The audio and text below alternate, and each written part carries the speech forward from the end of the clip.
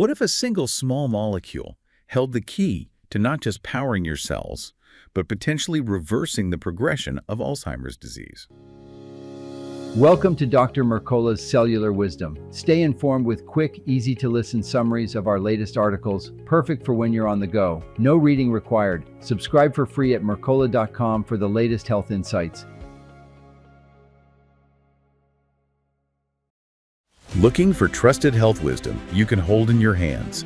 Discover the life-changing books of Dr. Joseph Mercola at joyhousepublishing.com. These titles bring decades of natural health research into practical steps for better energy, stronger immunity, and clearer thinking.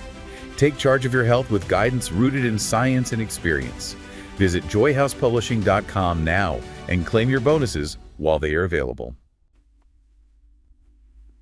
Hello and welcome to Dr. Mercola's Cellular Wisdom. I'm your host, and today we are stripping away the noise of the wellness industry to focus on, well, the signal. And as always, I'm joined by my co-host, who's here to make sure we actually understand the biochemistry before we get too excited. Good to have you. It is wonderful to be here. And frankly, excited is probably the right word for today. We aren't talking about a trend or, a biohack. Yeah. We are talking about the machinery of life itself. Right. The mission for this deep dive is to unpack a specific analysis by Dr. Joseph Mercola. He's looking at a small molecule, his words, that acts as the absolute engine for our biology. And I have to say, looking at the source material, the claims here are, well, they're aggressive. They are bold, but they're grounded in something very, very fundamental. Okay, let's get right into it. The headline that caught my eye reads, "This small molecule reverses Alzheimer's disease progression. Study shows." Now, usually when I see the word reverse next to Alzheimer's, my skepticism meter, it goes through the roof. Of course. We're used to hearing slow down or manage. Reverse is a heavy word. It is a massive claim, and that is exactly why we need to take our time today. We need to understand why that claim is being made. Okay. It's not magic, it's mechanics. And the protagonist of this story is a molecule called nicotinamide adenine dinucleotide. Which, thank goodness, goes by an acronym. Yes. We will be calling it NAD+. NAD+. Okay.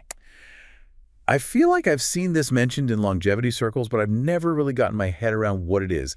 Is it a fuel? Is it a vitamin? What are we looking at? That's a great question.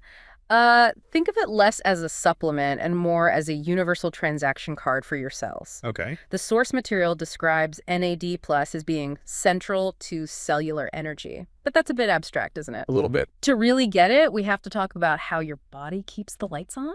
Okay, so we're going into the engine room. Exactly. We have to talk about two things: redox reactions and ATP. Redox and ADP. I have these vague flashbacks to high school biology, but I'm going to need you to unpack this for me. No problem. Let's try this. You know that you eat food to get energy. Right. But a bagel isn't energy. You can't stick a piece of bread into your brain and have a thought. That food has to be converted into, well, electricity. Right. Digestion breaks it down. But digestion just gets you the raw materials. The actual biological electricity is a molecule called ATP, adenosine triphosphate. ATP. ATP is the currency of life. Every time your heart beats, every time a neuron fires, every single time you blink, you are spending ATP. Okay, so ATP is the cash. Yeah. The food is just the raw material in the warehouse. Where does NAD+ fit in? NAD+ is the worker that moves the raw material into the furnace to create the cash. Technically, it facilitates redox reactions, which is just a fancy way of saying it moves electrons from one place to another. It moves electrons. Yes. Life is essentially a controlled flow of electrons. So imagine your body is a massive, bustling city. Okay. The lights are on in the skyscrapers, the subways are running, the traffic lights are working. All of that requires electricity. That's the ATP. Okay, I'm with you. The city is humming. Now, where does that electricity come from? It comes from power plants, your mitochondria. Right. But power plants don't just magically run. They need fuel delivery. NAD+ is the fleet of trucks and conveyor belts that constantly shuttles the electrons, the coal, into the furnace to keep the generator spinning. That's a helpful image. So if I have plenty of coal, plenty of food, but I don't have NAD+. The coal piles up outside the gate, the furnace goes cold, the generator stops spinning. And the city goes dark. The city goes dark. So NAD+ is the bottleneck. It is the absolute bottleneck. Without NAD+ to facilitate that handoff of electrons, you cannot generate ATP, period. Wow. It doesn't matter how perfect your diet is or how good your genetics are. If you break that chain, the cell dies. That puts the central to cellular energy comment into a whole new perspective. It's not just energy like, I feel perky today. No. It's energy like, my cells have the voltage to even exist. Precisely. And this connects us directly to the next major point in the analysis, mitochondrial health.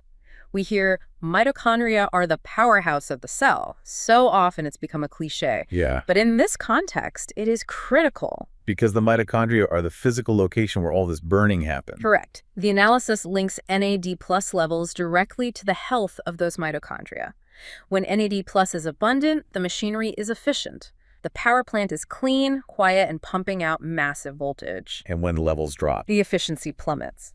And this is a key nuance. It's not just that you produce less energy. The machinery itself starts to sputter. It becomes dirty. What do you mean by dirty? You start generating smoke oxidative stress instead of pure power. So a low NAD+ city isn't just a dim city. It's a polluted, dysfunctional city. That is a terrifyingly accurate description. If the power plant is failing, the subways stop running, trash doesn't get collected, maintenance stops. The infrastructure starts to crumble. It starts to crumble, and this is the upstream cause of so many problems. And that feels like a really good place to pause for just a second, because I want to quickly talk to you, the listener.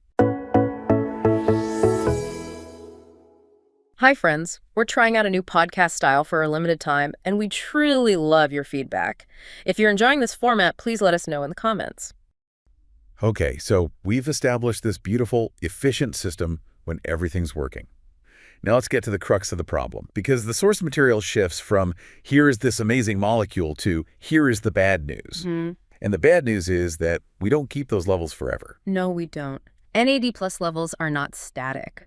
And this is where the story turns into, well, a bit of a medical mystery. Why does the supply chain break down? Well, the source mentioned something that sounds like a cartoon sound effect. PARP.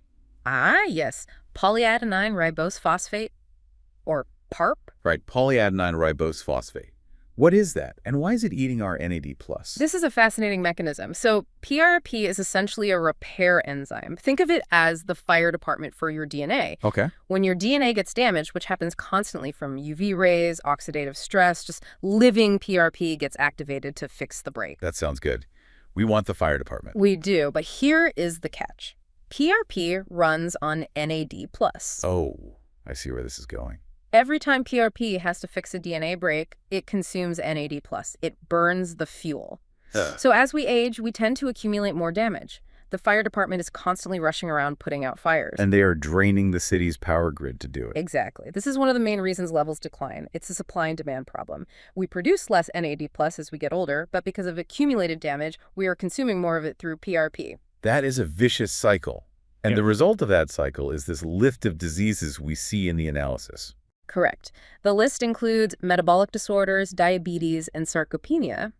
And I think we should tackle these one by one because the connection between them is the real aha moment here. Let's do it. First, metabolic disorders and diabetes. This seems like the most direct link based on what you said about energy. It is. I mean, metabolism is literally the conversion of food to energy. Right. We just established that NAD+ is the mechanism of that conversion. So if the mechanism breaks, you get a metabolic disorder. It's that simple. It really is. Diabetes is fundamentally a crisis of fuel management. Your body has fuel glucose, but it can't process it efficiently. If your cellular machinery is starved of NAD+, the system just backs up. You become insulin resistant. The sugar stays in the blood because the cell can't burn it effectively. It's like the coal piling up outside the power plant again. Precisely. But then look at the next condition on the list, sarcopenia. Now, sarcopenia is a word I hear thrown around a lot, but can we define it? Is that just getting weaker? It's the medical term for the involuntary loss of skeletal muscle mass and strength as we age. It's that fragility you see in older people, Right. The difficulty getting out of a chair, the thinning of the limbs. And usually we attribute that to just inactivity. Grandpa doesn't lift weights anymore. Right. But the source is linking this to a molecule. Well, inactivity plays a huge role, of course. Yep. But think about the tissue itself. Muscle is expensive tissue. Expensive how? In terms of energy, muscle cells are packed with mitochondria because they have to contract, lift, and move. They are high-performance engines. So if the city starts running low on electricity? The city shuts down the most power-hungry districts first. If your NAD+ levels drop, your mitochondria cannot sustain that muscle mass. The body literally cannot afford to keep the lights on in the muscle tissue. So the tissue degrades. Yeah. It is profound. It reframes frailty entirely. It's not just that the muscle is withering from lack of use, it's withering from a lack of fuel. It's an energy crisis. Fuel it or lose it. That is the reality. And this is where the analysis starts to weave this unified theory, right? We tend to treat diabetes and muscle loss as two different departments. Exactly. You see an endocrinologist for one and a physical therapist for the other. But here, they're presented as downstream symptoms of the same upstream failure. Correct. The decline of this one molecule NAD+ ripples out. It breaks your sugar control, it degrades your muscle structure, and, as we teased at the very beginning, it eventually hits the most energy-demanding organ of them all. The brain. The brain. This brings us back to that headline. The claim that a study shows NAD+ can reverse Alzheimer's progression. So, how do we make the jump from muscles to neurology? Well, let's go back to our city analogy. If muscles are the industrial district, the brain is the supercomputer running the stock market. Okay. It is incredibly voracious. The brain represents only about 2% of your body weight, but it consumes 20% of your total energy. It's an energy hog. Yeah. The biggest one we have. Neurons are constantly firing, resetting, and crucially repairing themselves. They need a massive, uninterrupted stream of ATP just to stay alive, let alone form memories. So, if NAD+ drops and the voltage drops, the brain starts to brown out. That is exactly the implication. The analysis suggests that Alzheimer's progression might not just be about plaques and tangles appearing out of nowhere. It could be, at its core, an energy failure. That reminds me of how some people refer to Alzheimer's as type 3 diabetes. Is that the connection? It is very similar logic.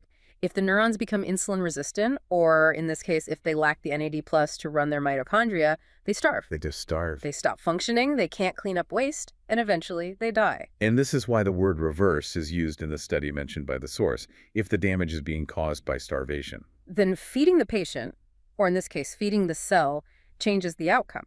The study implies that by restoring NAD+, you are essentially restocking the engine. You're turning the power back on. You're turning the power back on. And if the power comes back on, the factory can start working again. The lights stop flickering. The maintenance crews can go back to work clearing out the debris. But that is the reversal. That is the reversal. It's not magic, it's metabolic restoration. I have to play devil's advocate here for a second, though. We've seen miracle cures for Alzheimer's 100 times. They usually fail in human trials. Does the source material give us any reason to believe this is different? I think the reason it's so compelling to researchers like Dr. Mercola is the mechanism. It's not targeting a symptom. It's targeting the root cause of cellular life. It's the difference between painting over a crack in the wall and fixing the foundation. Exactly. If the foundation is cells need energy to survive and aging is cells running out of energy, then NAD+ is the most logical lever to pull, isn't it? It really challenges the fatalism we have about aging. We look at sarcopenia, cognitive decline, metabolic slowing as these inevitable things. Right. Oh, it's just bad luck. Oh, it's genetic. But listening to this analysis, it sounds like those aren't separate punishments.